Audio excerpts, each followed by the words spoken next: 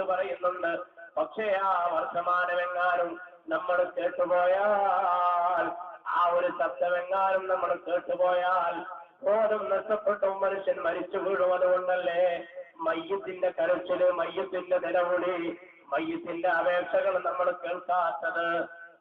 എന്നാൽ മരിച്ചു കിടക്കുന്ന മനുഷ്യൻ പറയുന്ന ഓരോ വാക്കും കന്നുകാലികളും ജീവികളും ഒക്കെ കേൾക്കുമത്രേ. മനുഷ്യനല്ലാത്ത സകല ജീവികളും ആ ശബ്ദം കേൾക്കും. യസ്മഉ സൗതഹാ ഇല്ലൽ ഇൻസാൻ. മനുഷ്യരല്ലാത്ത സകല ജീവികളും ആ കരച്ചിൽ കേൾക്കും, ആ നിലവിളി കേൾക്കും. വലൗ സമിഅഹാ ലഖറാ സൈഖാ. മനുഷ്യരെങ്ങാനും ആ കരച്ചിൽ കേട്ടാൽ ബോധരഹിതനായി വീണുപോകും. അതുകൊണ്ട് റബ്ബ് സുബ്ഹാനഹു വ തആല മയ്യത്തിന്റെ നിലവിളി മനുഷ്യനെ കേൾപ്പിച്ചില്ല, കന്നുകാലികൾ കേൾക്കുമത്രേ.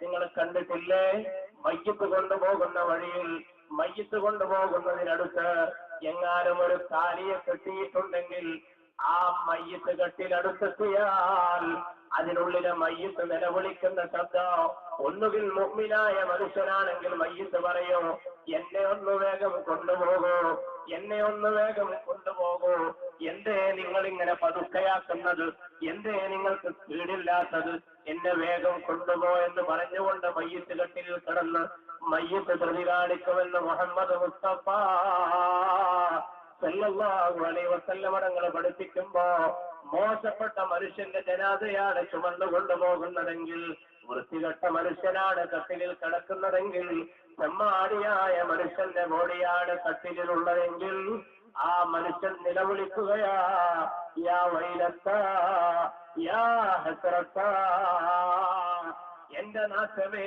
എന്റെ അബദ്ധമേ, എനിക്ക് വന്നുവട്ട ഭവിഷ്യത്തെ എന്ന് വിളിച്ചുകൊണ്ട് നിലവിളിച്ചു കരയുന്നു. എന്നിട്ട് ചോദിക്കുന്നു, അയിന തൂസ്തൂനബീ, എന്നെ എവിടെ കൊണ്ടാ നിങ്ങൾ കൊണ്ടുപോകുന്നത്, എന്നെ എവിടേക്കാ കൊണ്ടുപോകുന്നത്, എന്നെ വിട്ടേക്കണേ. ഫർജിഊനീ ഇലാ അഹ്ലീ,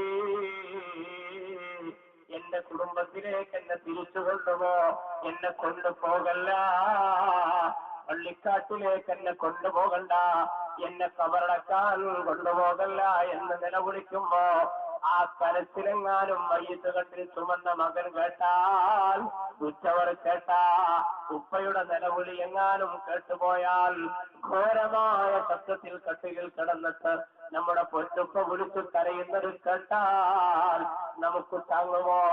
അത് സഹിക്കാൻ നമുക്കാകുമോ?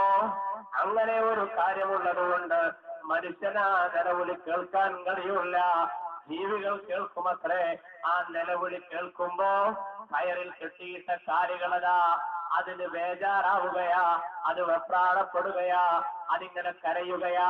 നമ്മൾ കണ്ടിട്ടില്ലേ, മയ്യത്ത് കൊണ്ടുപോകുമ്പോ കാലികൾ എങ്ങാനും മോലത്തുണ്ടെങ്കിൽ ആ കാലികൾ തുള്ളിച്ചാടും, അവ അസ്വസ്ഥത പ്രകടിപ്പിക്കും.